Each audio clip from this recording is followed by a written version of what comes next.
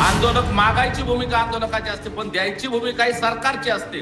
तर सरकारने आता पुढे येऊन सांगितलं पाहिजे. सरकारचे प्रतिनिधी आहेत, फसवलंय का त्यांनी खरंच जी आर दिला हे नाही ते म्हणतात जे आर दिलाय ना, जे आर दिलाय त्या जे आर नुसार 98 प्रमाणपत्र मिळाली आहेत सुद्धा. मुद्दा तो नाहीये. मनोजदादांनी जी सांगितलंय तीच आमची भूमिका आहे. त्यांनी त्याबाबत सविस्तर सांगितलंय.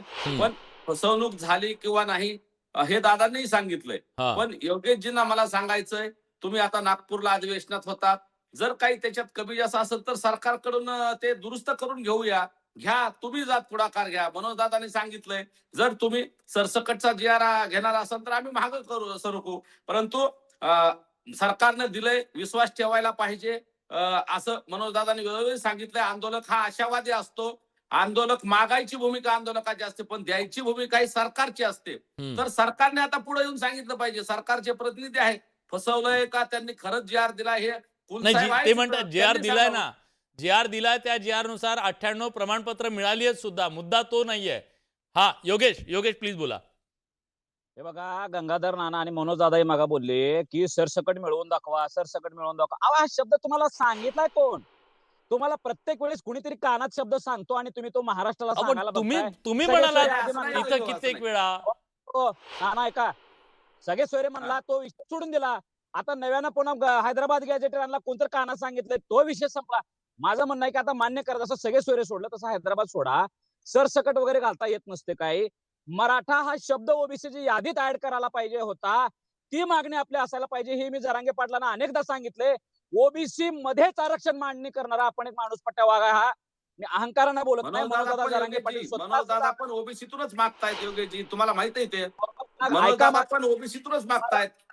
मराठा हा शब्द ओबीसीच्या यादीत गेला असता तर आज जी काय फरफट मराठ्यांची योगेशजी मनोज जरांगे पाटील यांच्या सोबत 100 पेक्षा जास्त कायदे तज्ञ होते आहेत आता पण. मग ह्या सगळ्यांना कळलं नाही तू असा शब्द घ्यायचा ना, असा टाकायचा आणि व्हायचं. इतकं सोपं आहे का ते? आज महाराष्ट्राला कळले का नाही, ते 100 जे होते ते खोटे झालेत आणि योगेश केदार एकटा जरांगे पाटलांच्या समोर उभा राहून छाती ठोक म्हणत होता की दादा, आपली फसवणूक व्हायला लागलेली आहे, समाजाची फसवणूक व्हायला लागलेली आहे. ही आपल्याला नाही, एक योगेशजी. दिवस थांबा, मी पाय पडलो त्यांच्या. अहो अहो, योगेशजी, एक दिवस 5 थांबला दिवस असता तर झालते. ऐका ना योगेशजी, 5 दिवस झालते त्या माणसाच्या पोटात अन्नाचा कण नव्हता. अहो, तुम्ही मावळ समजून दादा- घ्या ना त्यांची परिस्थिती काय झाली. मुंबईत वातावरण एवढे मराठे आले होते. नाना- पहिल्या दिवसापासून पाणी तिथं मिळत नव्हतं. सगळे हॉटेल बंद नाना- होते. तेवढ्या नंतर त्यांची तब्येत खालावली होती. न्यायालयाची तिथं कारवाईची टांगती तलवार होती. ह्या पण गोष्टी तुम्ही समजून घ्या ना. एक अहो, नेतृत्व तिथं एक- दोन एक वेळेस जण, मुंबईला एक जण. जाणं आणि वापस आणणं सोपी गोष्ट नाही योगेशजी. तुम्ही पण बोला, दादाचा जीव आपल्यासाठी महत्वाचा होता. तिथं येणारा प्रत्येक मराठ्याचा जीव महत्वाचा होता. त्याच्यामुळे जर ऐका. कमी जास्त झाला असेल तर योगेशजी, सरकारने सांगितलंय दुरुस्त करू आणि मनोज दादांनी जबाबदारी टाकली सरकारवर. त्याच्यात काय कमी जास्त असेल तर ते दुरुस्त करू आणि दुरुस्त हे बघा. करायची जबाबदारी सरकारची, हे योगेशजी सांगितलंय. त्याच्यामुळे आपण नाना- सगळ्यांनी सरकारकडे गेलं पाहिजे. परवानग्या घ्यायला सुद्धा कोणी घेतलेलं नव्हतं. तुम्ही आणि मी जाऊन उभारल्यानंतर परवानग्या झाल्या, ते मान्य करा तुम्ही.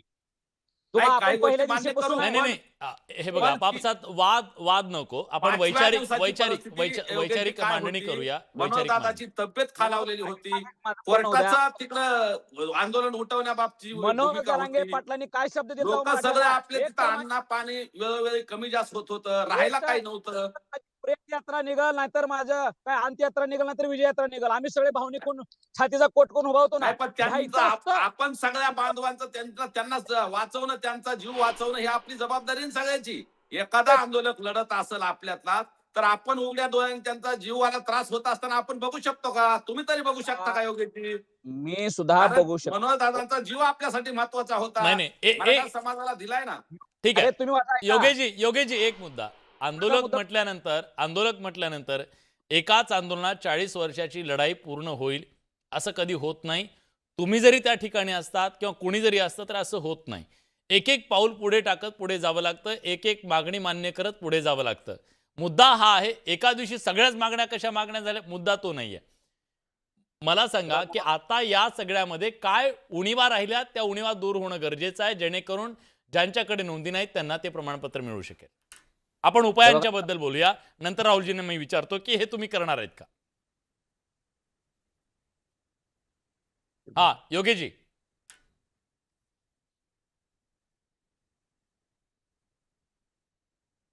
त्यांना आवाज जात नसेल तर मी योगेशजी बोलू दादा? तुम्ही बोला, तुम्हालाच विचारलंय.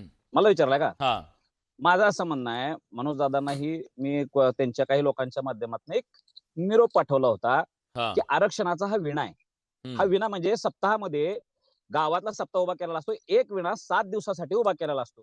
तो विणा ज्याच्या गळ्यात जाईल लोक त्याचे पाया पडतात. बरोबर आहे? असा म्हणून आणि जो कसलाही कॅरेक्टरलेस असू द्या, दारुडे असू द्या, बेवडा असू द्या, काय असू द्या, त्याच्या गळ्यात जर विणा असेल तर सर्वसामान्य जनता त्याच्या पाया पडते. का पडते? तर हा नारदाचा विणा आहे, तो देव बघितला जातोय. तसंच मराठा समाजाच्या आरक्षणाचा विणा आज घडीला मनोजदादांच्या गळ्यात आहे म्हणून लोक पाया पडायला लागलेले आहेत. हा विणा 1982च्या काळामध्ये अण्णासाहेब पाटलांच्या गळ्यात होता. त्यानंतर खेडेकर साहेबांच्या गळ्यात होता. त्यानंतर संभाजी छत्रपती महाराजांच्याही गळ्यात तो विणा होता. आणि आम्ही सुद्धा काही काळ घेतलो. मेटे साहेबांनी सुद्धा काही काळ विणा घेतलेला आहे. मनोजदादांनी असं एक समजून घेतलं पाहिजे, की बाबा हा आपल्याला दैवयोगानं आलेला विणा आपल्या गळ्यात आहे. आपण त्यांनी त्यांचं आपण सर्वस्व आपल्या झोकून समाजात दिले ना त्याच्यासाठी, असं काय करताय तुम्ही? म्हणूनच म्हणतोय की हा. आपण प्रामाणिक समाजाने लोक- त्यांच्यावर विश्वास ठेवला. योगेशजी, मनोज दादा कुठं कमी पडले का? तुम्ही बघितलंय, 2-2.5 वर्ष झालं तो माणूस रात्रंदिवस रस्त्यावर आहे. तुम्ही बघितलं योगेशजी? मनोज दादांच्या प्रामाणिकपणावर शंका नाही, पण मनोज दादांना स्वस्तुतीची लत लागलेली आहे. मनोज दादांनी अभ्यास काय असतो तटस्थ माणसं नाही, अहो असं आमच्या नाही, सरकारला असं विचारलं नाही, काय योगेशजी. असं नाही. तुम्ही कधीतरी येऊन बघा. तुम्ही प्रत्येक मन- वेळी आलात त्यावेळेस तुमचा सुद्धा मान सन्मान मनोज दादांनी केलेला आहे. प्रत्येकाला देतात. ठीक आहे. आंदोलक आहे, उपोषण आहे, उपोषणात कमी जास्त होऊ शकतं. मराठवाडी भाषा आहे, तुम्ही समजून घेतलं पाहिजे. आपल्या बरं जुने नाही नाही काढायचे नाही नाही. मगाशी एक मिनिट सुद्धा मनोज योगेशजी दादांनी योगेशजी सांगितलंय. वेळ माझ्याकडे कमी आहे, वेळ कमी आहे. राहुलजींकडे मला जायचंय.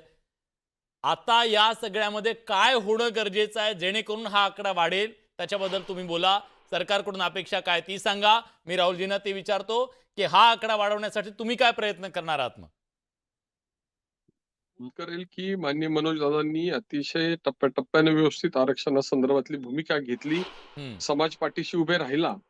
आणि मी त्याचा साक्षीदार आहे की काही मराठा समाजातल्या विद्यार्थ्या संदर्भामध्ये अगदी आमदारांसारख्या छोट्या घटकापर्यंत सुद्धा त्यांनी सूचना केल्या की हे झालं पाहिजे. आणि त्यामुळे त्यांच्या सूचनेप्रमाणे शासनानं जी.आर. काढलेला आहे. त्याच्यामध्ये अजून काही मागणी असेल तर निश्चितपणे शासन सकारात्मक आहे.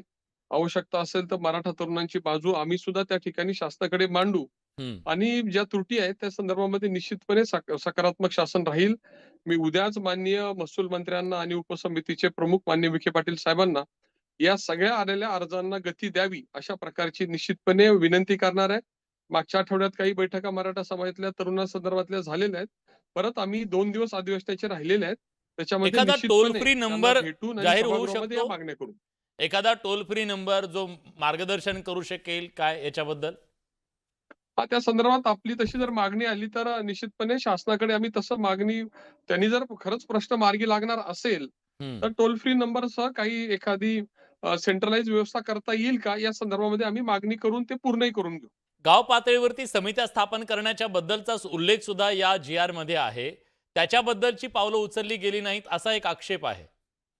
नाही, आज तरी काही दाखले दिले गेलेत, काही दाखले देण्याच्या प्रोसेसमध्ये आहेत. हा मुळातच अर्ज नाही ही समस्या आहे. आणि अर्ज आल्यानंतर जर गाव पातळीवरच्या समित्या झाल्या नाही म्हणून ते थांबले तर निश्चितपणे आपल्याला त्याला दोष देता येईल.